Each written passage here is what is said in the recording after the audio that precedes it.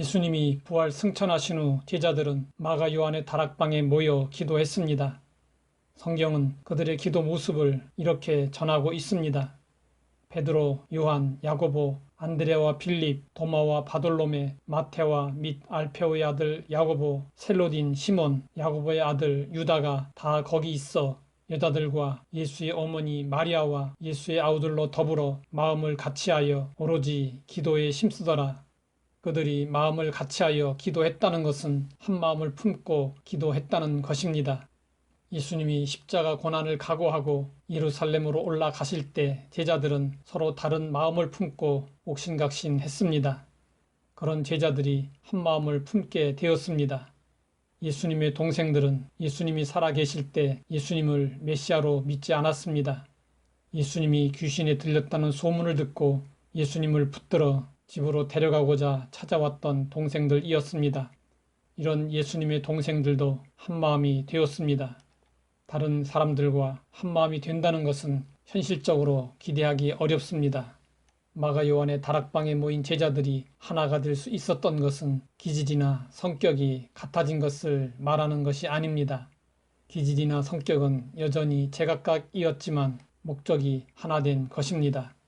제자들이 한자리에 모여 기도한 목적은 예수님이 약속하신 성령을 받는 것이었습니다.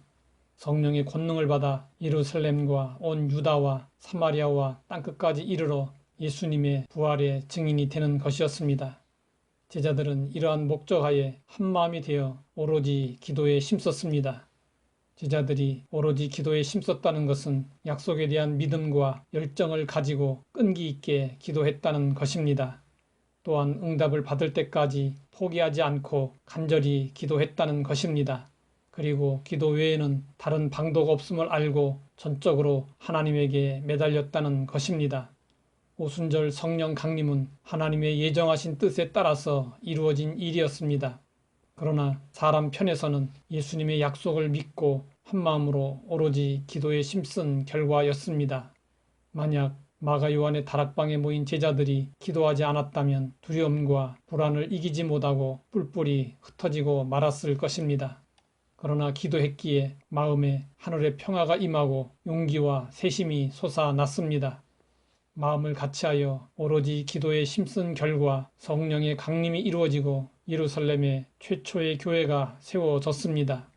제자들은 성령의 권능을 힘입어 땅끝까지 복음을 전하는 증인이 되었습니다. 그들은 기도를 통해 하나님의 약속은 반드시 이루어진다는 사실을 확실하게 경험했습니다.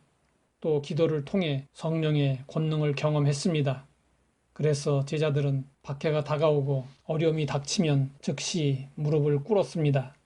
오늘 우리에게도 제자들이 보여준 기도의 자세가 필요합니다. 홀 감독은 기도에 대하여 이런 말을 했습니다. 기도는 수학이 아니니 그 횟수가 중요하지 않고 수사학이 아니니 멋진 웅변이 필요하지 않고 기하학이 아니니 그 길이의 장단에 관계가 없고 음악이 아니니 아름다운 목소리가 아니어도 되고 논리학이 아니니 조리에 맞지 않아도 되고 신학이 아니니 정확하지 않아도 괜찮습니다. 다만 믿음과 열정이 있으면 됩니다. 하나님의 약속에 대한 절대 믿음은 우리의 가슴에 열정을 품게 하고 계속해서 기도할 수 있도록 하는 원동력입니다. 기도는 특별 행사가 아닙니다. 숨 쉬는 것처럼 계속 되어야 합니다. 응답 없는 기도는 없습니다. 하나님은 반드시 기도에 응답하십니다. 다만 응답이 이루어지는 시점이 우리가 생각하는 때와 다를 뿐입니다. 하나님은 우리의 기도에 응답을 늦추실 때가 있습니다. 그 이유는 우리의 믿음을 시험해 보시고 인내심과 순종하는 마음을 기르고 기도의 훈련을 시키기 위해서입니다. 그러므로 기도 응답이 없다고 실망하지 말고 하나님의 약속을 믿고 끝까지 기도해야 합니다. 하나님 아버지, 약속의 성취를 믿고 기도할 수 있게 하시니 감사합니다. 우리에게 주어진 수많은 약속들을 붙잡고 오로지 기도에 힘쓸 수 있게 하옵소서. 예수님의 이름으로 기도드립니다.